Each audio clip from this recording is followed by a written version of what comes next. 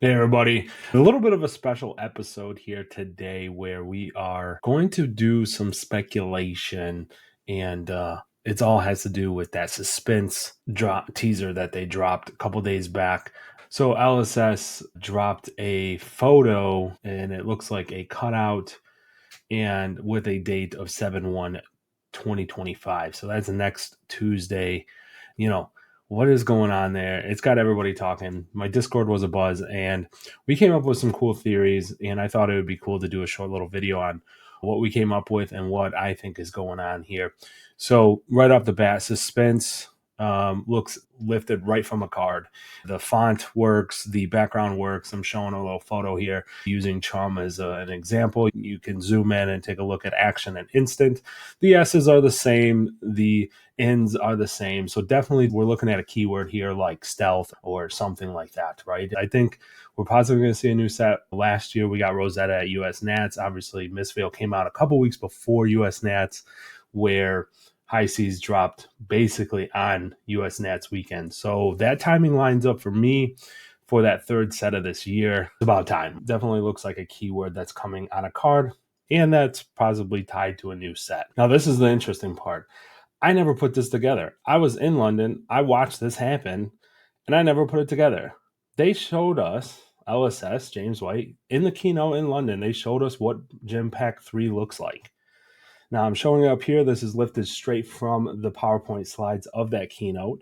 Never even thought about it. Just saw Viscerai and Prism. They got those LL decks, con exclusives. Okay. Also, those cards are going to be available in those gym packs. That's why they showed us these gym packs. What does that mean? Hold on. Let's go full Pepe Silva here and break this down. So, look at my little thought board here that I put together. It's a little crazy, it's a little random, but hear me out here. So, if we look at the gym packs, we got half red, half purple. Purple's very easy, as you can see. Put up Viscerai. We know Viscerai has been tooling around in Irathiel.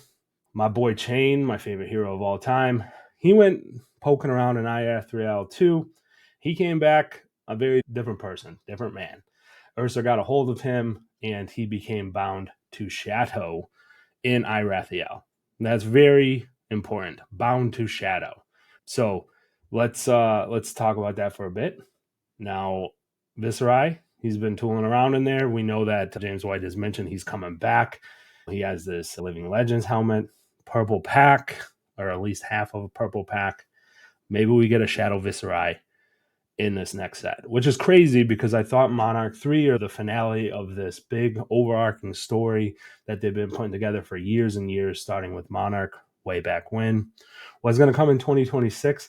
Might not pull the fast one on us here and dropping it in 2025. I'm here for it. You know that I'm a big Shadow fan, and I would love to see a Shadow Viscerai in the next set. Amazing. Super hyped for that. Okay, but you say Solana, that's the natural enemy of the Demonastery, and Shadow forces, light versus dark. Why is the pack red, though? Check this out.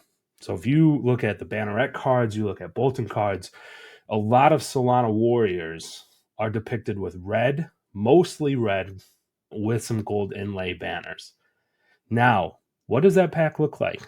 I can't really tell, but it looks like it has some gold inlaid on red, and that would be the banner for Solana. Even though we typically think of Solana as a bright, beaming yellow light and prism and things like that, although that is light warrior, white illusionist, that's kind of what you think. But actually, it seems like the de facto symbol for Solana are these gold and mostly red banners. So it makes sense if this pack is half red, half purple. The Monastery versus Solana. I'm showing that here with Gallantry and Salvation. The other thing to remember too is that when Dust Till Dawn came out, we had the story Morlock Hill. You can go look it up. And that had Minerva falling to shadow, not like turning to shadow, but she fell in the battle and she seemingly perished or fell into the grasp of a shadow demon or whatnot.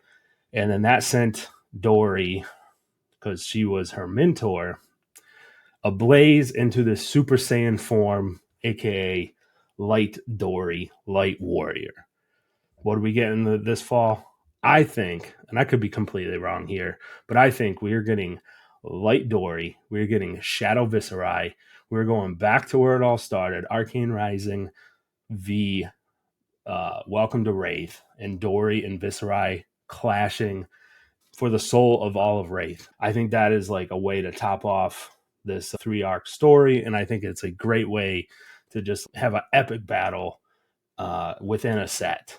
And I'm here for it, right? Maybe we get a Shadow Necromancer, maybe we get another light class as well, like Guardian, something along those lines.